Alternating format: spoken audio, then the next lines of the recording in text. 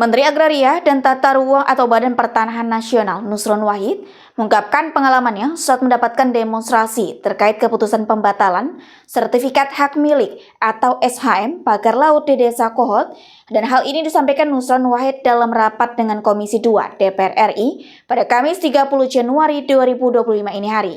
Akan memulai menjawab pertanyaan yang banyak sekali ini secara umum. Moga-moga waktunya cukup, karena ini dari target jam 2 udah jam 3 lebih. Saya mulai dari apa yang disampaikan oleh Saudara Irawan dulu. Bukan karena sama-sama Golkar, karena memang pertanyaannya itu substansinya ada di situ. Pertama, saya mohon maaf dulu. Ketika hari Jumat kemarin, kami proses pembatalan tidak memberitahukan kepada teman-teman dan pimpinan Komisi 2. Tapi ini masih proses awal. Nanti ada proses selanjutnya, insya Allah akan kami undang teman-teman Komisi 2 dan pimpinan Komisi 2. Mungkin kalau Komisi 4 kemarin waktu meninjau ke sana momentumnya pas kunspek. Nah, mungkin pas ada kunspek kita samakan di situ atau bagaimana, ini kita atur bersama. Karena itu saya mohon maaf yang hari Jumat kemarin, karena memang kami butuh quick response untuk mengembalikan kepercayaan publik, sehingga kami mohon maaf tidak sempat ngasih tahu kepada Pak Ketua dan Bapak-Bapak yang lain.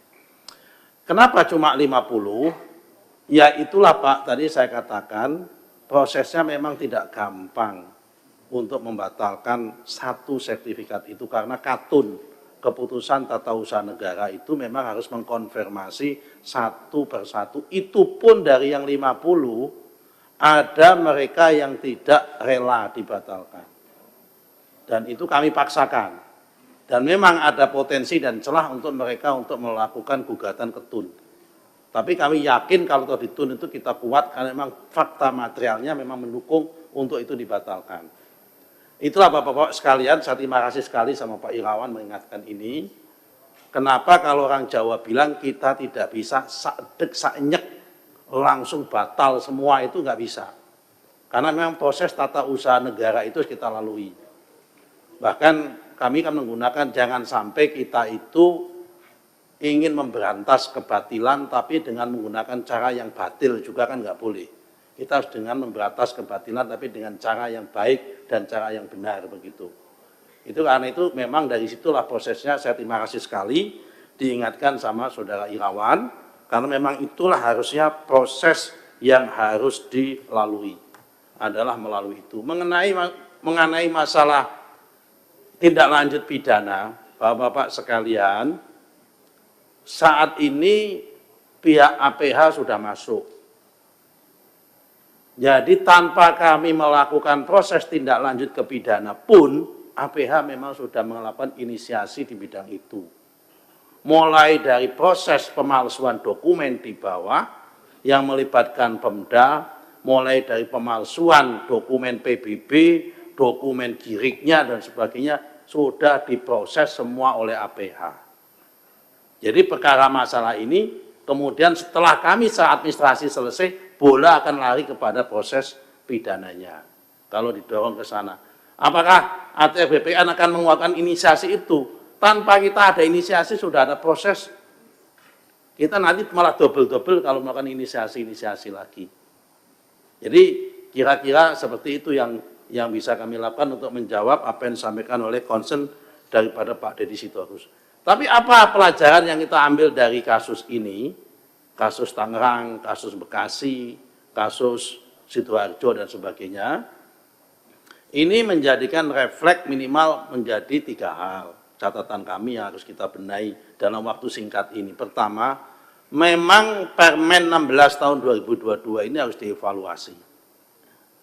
Pelimpahan kewenangan pemberian hak maupun konversi hak tentang HGB badan hukum kepada Kantah itu memang terlalu berat. Sehingga kita mengambil pemikiran memang dalam waktu singkat ini akan kita limpahkan di wilayah Kanwil sama di pusat saja, di kementerian. Untuk yang pemberian hak HGB mulai 0 sampai 5% mungkin ada di badan hukum, mungkin ada di provinsi. Yang setelah 5 hektar itu sampai 25 ke atas kita ambil ke kementerian. Karena memang sangat berat sekali. Tekanan politiknya HGB itu sangat berat. Apalagi kalau daerah-daerah kota-kota besar yang mempunyai tingkat nilai ekonomi tinggi, pemberian HGB jangankan setengah hektar, jangankan 1-2 hektar, setengah hektar saja, kalau itu di Jakarta, kawasan-kawasan yang tadi disebut oleh Pak Ketua, itu tekanan politiknya tinggi. Karena Pak, nilai ekonominya juga tinggi. Dan kadang-kadang memang ada kakantah kita yang kuat menghadapi tekanan, ada juga yang tidak kuat menghadapi tekanan. Karena tadi memang kalau kita bicara masalah kasus Tangerang, belajar dari situ, secara prosedur, secara legal, secara yuridisnya lengkap, kap, secara administrasi. Jadi ada juga mereka membayar PBB juga, ada PBB-nya. Saya nggak tahu juga kenapa laut ada PBB-nya. Jadi ini kalau memang ini melibatkan banyak pihak, ya memang betul melibatkan banyak pihak. Ada sertifikat giginya, ada dokumen keterangan, ada lengkap. Secara prosedur maupun secara yuridis tidak ada yang dilalui. Kami sudah periksa satu persatu. Karena sebelum membatalkan itu kami memeriksa satu persatu. Hanya ketika kita cek fakta materialnya saja, kenanya di fakta materialnya itu. Nah, ngecek fakta material ini kan harus dicocokkan, dipanggil dulu dan sebagainya. Itu pun banyak sekali ketika kami selesai sholat Jumat, ada beberapa SAM yang kami batalkan, saya di demo. Di kohort itu. Bagaimana nasib kami Pak kalau nanti dibatalkan? Bagaimana ini?